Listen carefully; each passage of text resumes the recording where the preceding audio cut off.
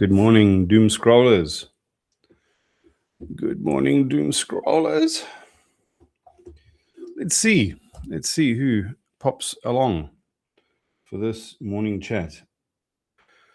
And just to let you know, if you happen to watch this later, Substack is a nuisance. Sometimes it starts recording and I'll be speaking, but the bit that survives when you want to post it as a video, the first sometimes up to a minute is just missing. And sometimes it's missing until someone arrives in the live stream. So it's very unreliable. And it doesn't stay the same. You know, sometimes while it still says connecting, I'm busy chatting away like an idiot. Or I'm waiting and I'm sort of, fixing my hair and everything. And then it's already, that's part of the video. So you can never tell. You can never tell. Oh, what are we doing today? Well, I was hoping some folks would swing by, actually. Fractal Universe, you're good. I am. I try. Carla, hey, there we go. Carla's here. Just so that whoever watches this knows, there's two people that have joined the call so far. Fractal Universe is somebody who doesn't like the camera or the microphone per se, but they've got a lot of skill and insight. And what they do with their energy and their time, maybe you can explain it better. Hey, Carla, is they explain the first person experience of reality as if it was a school textbook. And so there's pictures and models and language and frameworks and things explaining just the process, really, the process and the landscape, the topology of human experience and interaction and reality and consciousness and all of these things, but in a way that you can actually step through it in infographics and textbook breakdowns.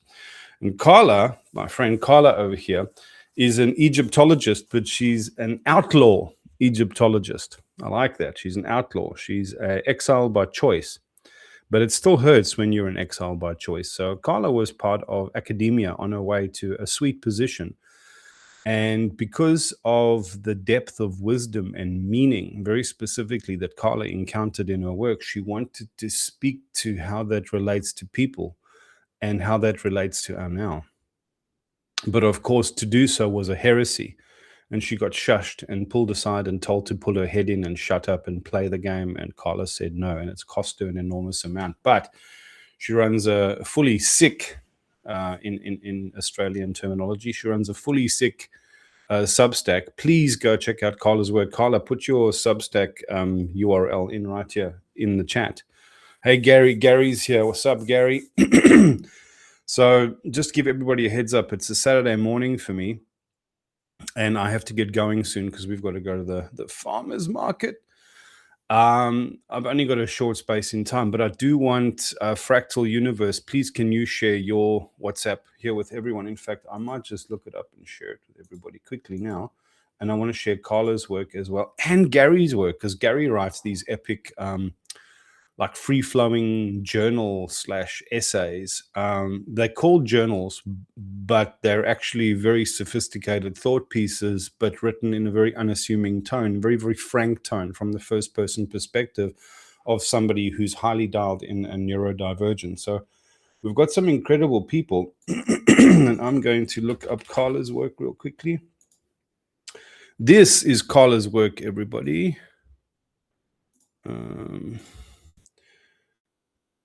Carla Berenice. Berenice is the name of an ancient Egyptian queen. And her Substack's called Pyramids and Hieroglyphs. And I highly recommend it. And Carla does these epic lives where she actually talks through little pieces of script and teaches people or introduces people or brokers that individual introduction into the language and the context so that you can actually start enjoying that. If I can pop along to Fractal Universe's work. Fractal Universe. So it's YOU, and you can see here's some of the infographics I was talking about. And there's dozens of these. I don't want to do it a disservice and flit off the screen too quickly, but there's an endless supply of these things, and this person's coming out with this sort of work all the time, which is really, really great. And then we've got Gary's work, and his Substack's called Logos. And these are the journal entries I'm talking about. This journal entry 2 and journal entry 3. I read through this one and sat with it twice, actually, because it's speaks to my experience as a neurodivergent child, the experience I had growing up, and also explains a lot about how that intersects with our understanding of non-dualism and consciousness. So, ladies and gents, please check out each other's stuff. Now, today, what I'm going to do is I'm going to talk about a process that we all live with, even if we don't realize it. I say very often that consciousness is a process. Life is a process. To be a human being is a process. This cosmos is a process.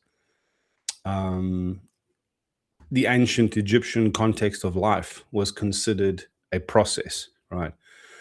I'm busy reading a book by Michael Pollan at the moment about consciousness studies. And one of the people, I forget the guy's name, he takes these snapshots. He arms people with a beeper that goes off in their ear at random moments. And as soon as that beep goes off, they have to record their thought in flow, exactly what was happening in that moment. And then he forensically tries to pick apart what was ambient in the context and what the content of the actual thought was, right? And I think it's ridiculous. It's like trying to analyze a movie by looking at one frame, and not just one frame of celluloid of a picture. It's like as if you had the whole movie and the feelings and sounds of the audience and the smells in the cinema and the taste in your own mouth and the feeling in your own body and the story and the audio and the music and the lighting and the everything. And then you streamed that into the consciousness, and then you just stopped 1 second and took a slice of that and said, this is it. This is the contents of consciousness. What? That's nothing, right? Consciousness is nothing without all the relationships of everything that is involved in that process, which, if we're honest with ourselves, is everything. So we're in this process and we struggle through our own lives, even though we choose them like Carla did, even though we choose them like I did. We've all chosen our realities. You know, Fractal Universe has chosen not to use microphones and cameras, and that has costs. And we're not fools to make those things, but it doesn't mean we don't struggle those consequences. It doesn't mean we don't suffer those consequences. So this piece is from my book called Stepping Through. It's called The Journey of the Seed and the Seedling. The Journey of the Seed and the Seedling. It says, even the falling of the seed, even the first falling of the seed, you must remember, the seed is like a one end of a process, which is cyclic. And not just cyclic, it's fractal. Because from one seed you can get a tree, and from one tree you can get a forest. Even in the falling of the seed, it seems at first random, but of course it has its causes. So whatever causes a seed to fall from a tree, right, has its causes. We can say it's gravity, we can say it's the wind, we can say it's the dryness of the twig on which the seed hangs, we can say a million things. But just like the process of life, it's a million things that are all connected, and Fractal Universe will draw a picture for us. Even the falling of the seed seems at first random, but of course it had its causes. Far beyond what that little seed can gauge or comprehend. And once the seed falls, all the reasons and the whys matter little. Once we get thrown into the circumstance that we're in, into the adventure, the part of life that we chose on some level, right? We necessarily forget all that context, or we are necessarily ignorant of all of that wider context, because it's precisely that ignorance that allows us to be most intimate with the moment of life that we find ourselves in. This first falling was due to a kind of ripening, like a readiness. Yeah. This first falling was due to a kind of ripening, the way something sudden happens. A place of belonging is left and lost forever. A place of belonging is left and lost forever. And what seemed sudden in Carla's exit from academia, in my jettisoning from my old life and my putting myself in mystical exile, in all of our sudden troubles that arrive, the way something sudden happens, a place of belonging is left and lost forever. And what seemed sudden and without warning was, in truth, a moment long in the making, whose time had finally come. The seed falls. Brennan is here, somebody I've just met recently. Brennan is a poet, an American poet. And you should go check out his work as well. Brennan, I've been sharing everybody's work. Fractal Universe says, I have a document that should replace the DSM-5. I'm going to post a link to it now. We're at a loss to know what the DSM-5 means, but it might have been one of those images we splashed up, Fractal Universe.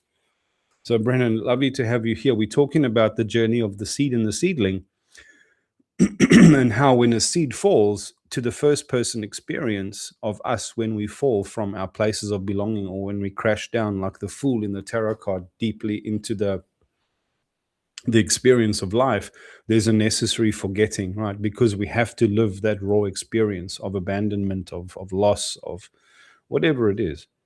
The first falling was due to a kind of ripening, the way something sudden happens. A place of belonging is left and lost forever. And what seemed sudden and without warning was always, in truth, a moment long in the making, whose time had finally come. The seed falls, blown about by the wind, seemingly discarded, not belonging to anything whole, except the wide earth that swallowed it up and covered it over, until in the darkness it learns its first reluctant patience. The seed falls, blown about by the wind, seemingly discarded, not belonging to anything whole, except the wide earth that swallowed it up and covered it over, until in the darkness it learns its first reluctant patience. And it learns the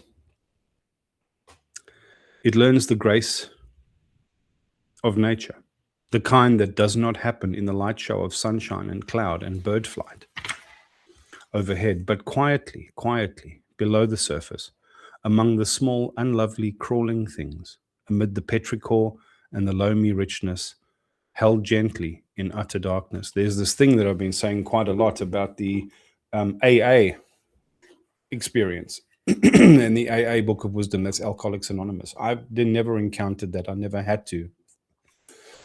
But the more I look into that work and the more I hear feedback from it, the more I realize it's a very powerful body of alchemical change and wisdom, and accessible to ordinary human beings. And there's a saying that comes from that I heard from somebody on the internet recently. It said, such meetings are usually often held in the basement of churches. And there's a joke almost that they say to themselves that you can go upstairs into the church, and you can hear miracles spoken about, or you can go downstairs. You can come downstairs and you can witness and experience them for yourself. And this person ends their little quip by saying, we have to go downstairs. And they don't just mean downstairs into the basement. They mean, because the whole point of the AA thing is to do that radical inventory, that radical surrender, that being swallowed up by the whole earth, accepting the sort of abandonment and the situation that they find themselves in, the dissonance between what they thought should be and how they thought the life should hold them versus where they actually are. And the invitation is that we have to go downstairs. We have to plumb the depths of our own shadow and our own darkness in order to know ourselves, in order to do that radical self-inventory, right? And it learns the grace of nature, the kind that does not happen in the light show of sunshine and cloud and bird flight overhead, but quietly below the surface, among the small, unlovely, crawling things, amid the petrichor and the loamy richness, held gently in utter darkness. And then something happens. And then something happens, which many of us would all have gone through.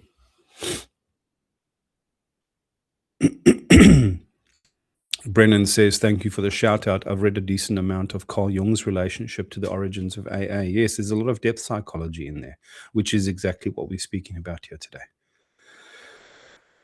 So here's the seed lying in utter darkness, coming to an acceptance of its disappearance in some sense. And then something happens, which we've all been through, I believe, in some sense. And then something happens, the final undoing, a breaking open and a splitting apart in what feels like the utter ending, and which beautifully and poetically is only the very beginning. The first incredible act of courage is not to make a break for the surface, but to dive deeper. The first pale, delicate route to find the pure joy of anchoring, of searching, of thirsting, and of penetrating deeper, integrating with what is. James Hillman was a student of Jung, and one thing that he said was he was challenging this modern Western obsession with spiritual transcendence and ascendancy, this rising up, this reaching for the light. He said one of the invitations of life is to grow down deeper into life, right? It was the project of soul, right? Not just the project of spirit. And Carl Jung said the tree can only reach great heights in heaven if its roots can first also reach down into the depths of hell. The first incredible act of courage is not to make a break for the surface, but to dive deeper with the first pale, delicate root, to find the pure joy, to find the pure joy of anchoring, of searching, of thirsting, and penetrating deeper, integrating with what is. And then the first self-chosen pain, the first self-chosen discomfort, to break out of what had become a safe womb and push through the veil and into the world above. So many of us are still sitting in that safe womb of smallness, leaking out our bright light and our work in these careful ways that are still keeping ourselves safe because of this enormous severance that we've suffered psychologically, psychically. Yeah? We're still hiding. We're still afraid to be fully seen. We are still afraid to be fully seen. And we're so careful. Yeah. And then the first self-chosen pain, the first self-chosen discomfort to break out of what had become a safe womb and push through the veil and into the world above. And after that, the expansion and all the seasons and storms and the pure glory of life. Yeah, man. And I'm about to go through one of those things again. I have to wrap up this work. I have to go back to the corporate office and the corporate life. I have to go take on a day job, a meaningless day job, to serve my family and my wife. And I know it's the right thing to do, but there's a part of me that's dying in that process. And I have to throw my hat over the fence before I even know what's waiting for me on the other side, And just this moment is ending for all of us out in the world. Shit's changing, and we're all waiting like these seeds below the surface, just holding on because we don't know how to be in the world. The world is so ugly and so uninviting and so thankless. And I think our work, all these people that are here, your work is so necessary. Your work is so beautiful. I'm not a fool. I don't suffer fools. And I've loved all your work, and all your work has touched me. And I think all your work is necessary. But I think we're still all playing so small. I don't think all of us need a fucking YouTube channel or to, shout from the rooftops of social media. I don't think that that's necessary. But I think, if the only way our voice is going to be heard is if we stand up and let it be seen kind of thing, and stand up and let ourselves be seen. Anyway, Heather Walcott joined us. So there's a follow up. There's I might read it. Awakening is a necessary threshing. This is a truth that cannot be any other way. We are the wheat. We are the wheat. And just so, we are also the chaff of what must be removed by the rough handling of life, is also us, in every way that matters when it comes to experience. Long seasons we strive. We weather storms, and we earn our right to stand tall in the sunlight, forging our ways of being and belonging in the world. But we cannot stand idle in the same field forever. We came here for a purpose, and to meet that purpose, we have to embrace a new way of belonging to the world. And to do that, we have to give up on the old one. We fool ourselves into believing that awakening is all light and insights and stepping forward. And we forget that the wheat must be cut down. The wheat must be cut down, and that all the threshing which must follow is not some unkind mistake, but the necessary removal of everything that keeps us small. Only what must be removed from us is not meaningless husk. Only what must be removed from us is not all meaningless husk. It is as precious as our limbs and as our flesh. Our hopes and dreams are no less dear to us than children. And the parting is not without great pain. We invested ourselves, our hearts, so sincerely into parts of our identities, hard won, and anything but meaningless. And everything we earn and value when we are small comes under fire in some way when we begin to step up in such ways, right? We lose relationships that can no longer endure the heat of honesty. We even lose parts of ourselves that we believed defined us. And in the threshing, the husk is removed painfully in what feels no less than loss and wounding. It is a fool's errand to assume we can walk on free and unburdened, sparing no thought for the one that walked the hard and unforgiving road to get us here. Grief must be the constant companion of anyone who would be born deeper into life. Grief must be the constant companion of anyone who would be born deeper into life if they are not prepared, as the Buddhists are, to also part with the sense of self. If we want to be a fully here, fully present, a fully empowered, awakened self, we want to actualize as a self, and we need to learn and practice grieving and letting go. We cannot be conscious and remain as we were. We cannot be loving and feel nothing in the parting and loss. Of course it's painful. Of course it's painful, friends. It doesn't mean something is wrong. It means that you know you are growing and that you know how to love. And I finished that piece with saying, pity the comfortable. Pity the comfortable, for they are doomed to remain as they are. So that's as much to myself as to anyone else. And that journey of the seed and the seedling is not a one and done thing. You know, there's a story of the caterpillar and the butterfly. You know, the caterpillar is born out of an egg. That's its first emergence into the world, and it's one of millions. You know, just the spineless juggernaut eating its way to oblivion. And we arrive like that, just this will to receive. You know, we just follow the script, but eventually that script leads us into the cocoon, into the ending, into the dissolution. You know. And Carla will have something to say about that in terms of the Egyptian Book of the Dead. Like, you know, death was such an intimate, like, fact of life for the ancient Egyptians, because it was such a. The Irish have this proverb that says, "Death is the middle of a very long life." Rest is a necessary part of movement. You know. Regression is a necessary part of growth. Death is a necessary part of life.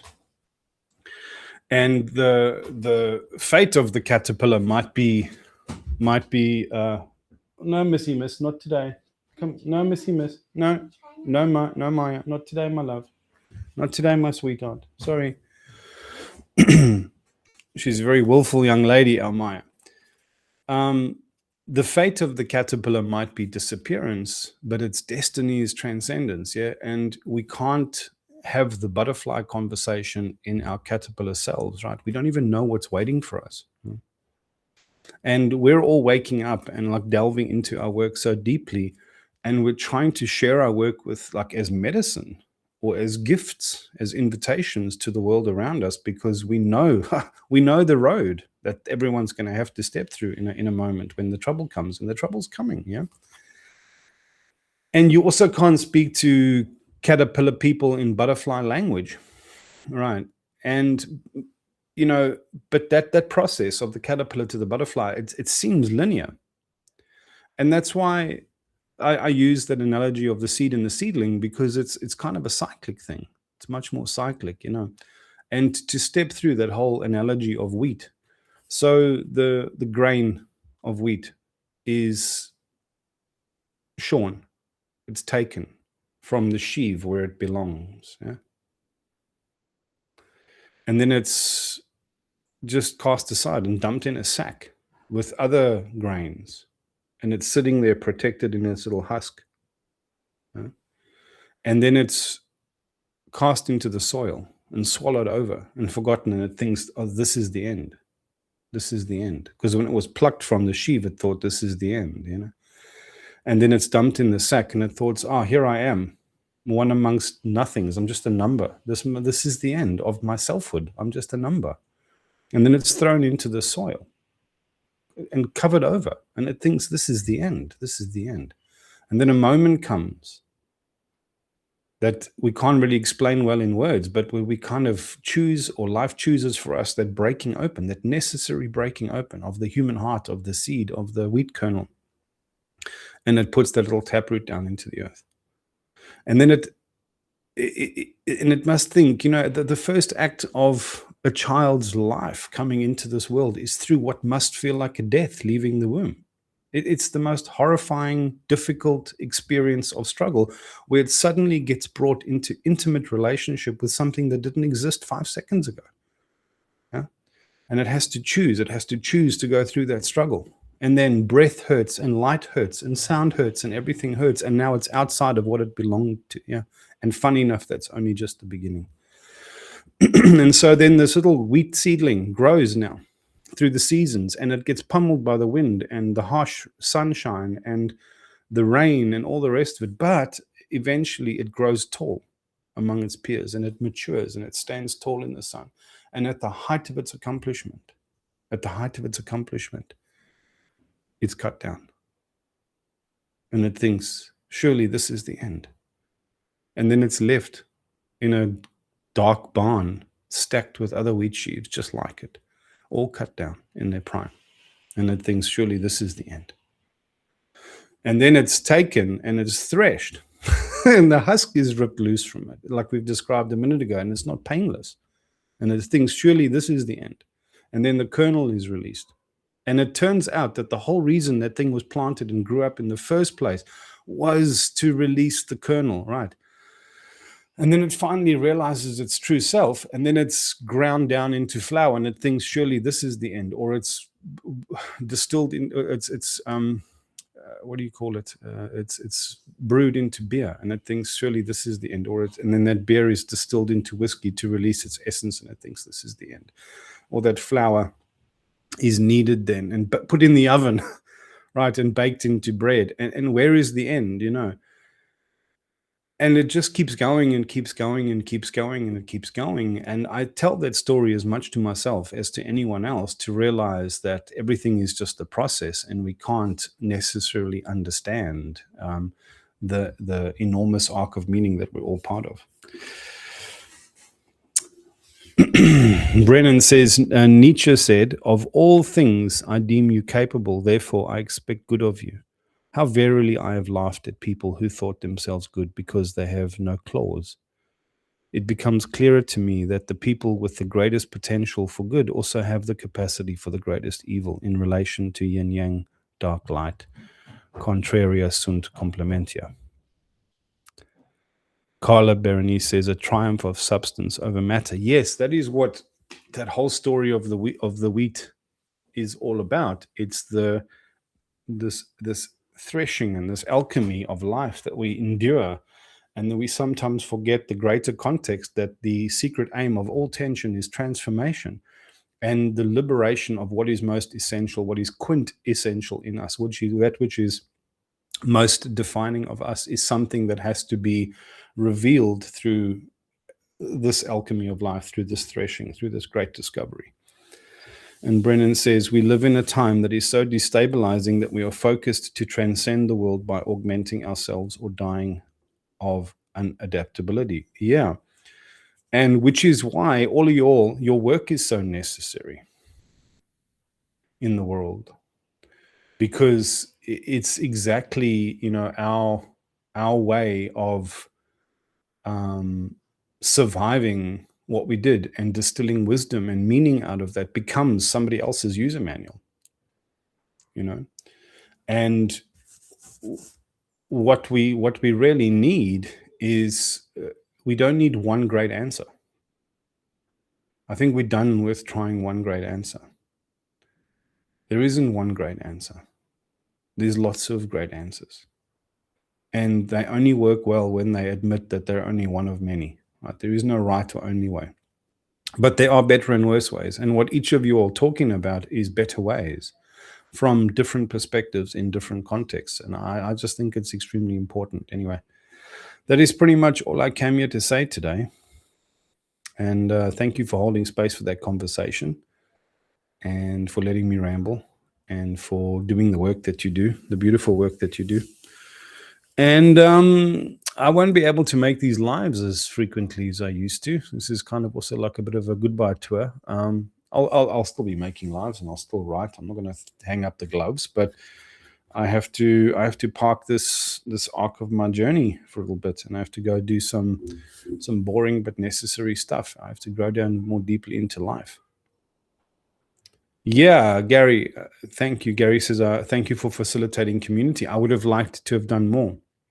You've heard me talk so much about the A Better Way Now community and project, Gary, but I haven't had the means or the actual tangible support to be able to help that grow. But maybe I'll just keep talking about it, and some of us can step up and find a way. Yeah. Heather says, I enjoyed it. Thank you. You're most welcome, Heather. And Carla says, thank you. Now, Carla and I are going to do a live as well. And the nice thing is, what we're going to be doing is Carla is going to be talking about the Egyptian Book of the Dead, basically the account that the Egyptians had of this process, right, from within inside their own context. Now, remember, the beautiful thing about their context is they didn't have mythos and religion and science.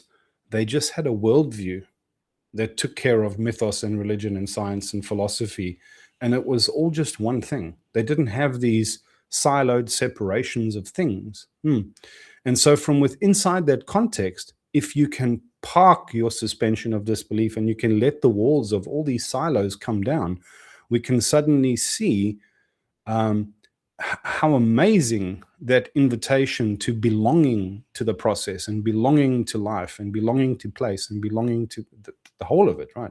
And they've got such great language for all of this. And then I'll be sort of translating it into various poetic registers and things. Yeah, so, I mean, look out for that. And, yeah. If anyone else wants to say or add anything, now's the time. I've got a few more minutes, and then I've got to go to the market. Carlos says, yes, it was all one. Yes, it was all one. And big part of my life's work is called the bridge. It's the bridge has got two meanings. It's the bridge between the left and the right hemispheres of the brain. It's the bridge between our sciences and our mysticism. It's the bridge between our ancestors and our legacy. Yeah. It's also the bridge insofar as there's this like little analogy we get from the Star Trek show, so that when somebody was coming from engineering, they would report to the bridge, and then they would change their outfit or whatever, and then take on another persona or role, right? But the bridge was this higher part of ourself, this higher sense of intentionality, this higher sense of being, of knowing, of presence, of discernment, of intentionality that we can cultivate in ourselves, which is actually what is referred to and spoken about in an encoded way in the Egyptian Book of the Dead and the Tibetan Book of the Dead. It's this higher sense of directionality and intentionality and of presence and of discernment, yeah, that we can cultivate a kind of not identity exactly with, but a kind of rapport or language or trust in, yeah.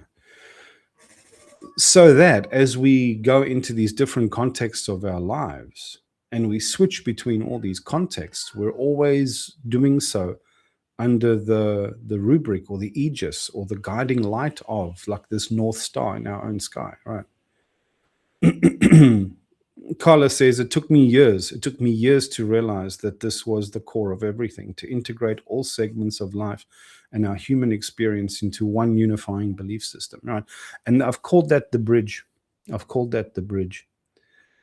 And a bridge is also, the way I see this bridge is, I see all of these legacy bits of code, the best of what Kabbalah has to offer, the best of what Hermetics has to offer, the cleanest and purest of all these isms and lessons we've learned, our different ways of organizing humans and relating to each other. If we can wash that clean of their thou shalts and their commandments, I'm nearly done, and their truth claims, and we can just extract the wisdom from their stories and let them be stories and let them be encodings and let them be maps of meaning, no more. We can weave all of those things into a bridge, like a tree of knowledge, right, that is kept like a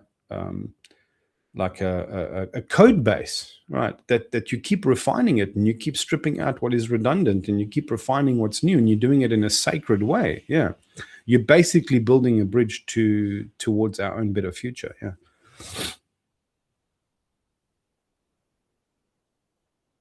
We are at an impasse, Brendan says, on what should be a streamlined connection. Yes, we most certainly are. And it's going to take people like us coming together in common cause and building that bridge. But we're going to need to develop a lingua franca, some way in which we can at least communicate and cohere. Because even the beautiful people on this call, I think that's what one of my functions is to take all these disparate languages and things and prove that they're all doing the same work, saying much the same thing. And we all have to give a bit of ground on some of our preciousness around our language and our story and our acronyms and our definitions of things, so that they can support like one coherent picture. Coherence is the thing. Ladies and gentlemen, I have to skedaddle. This has been amazing. I'd like to do it again maybe next weekend when I have some time. I will schedule these things and become a bit more organized, and I will try and do it in a studio where I can have guests in and talking and all the rest of it, and you can start planning on coming along. But however it works, please check out each other's work. Please get involved, stay in touch, just connect. And yeah, thank you for this. Take care. Bye-bye. Oh, give me lots of love hearts, please. This is how the algorithm knows that something beautiful and human happened here. Please do not let that slip by. Okie dokies. That's it. Have a great day. Thank you very much. Thank you. Thank you. And wellness to you and all of yours. Take care. Bye-bye.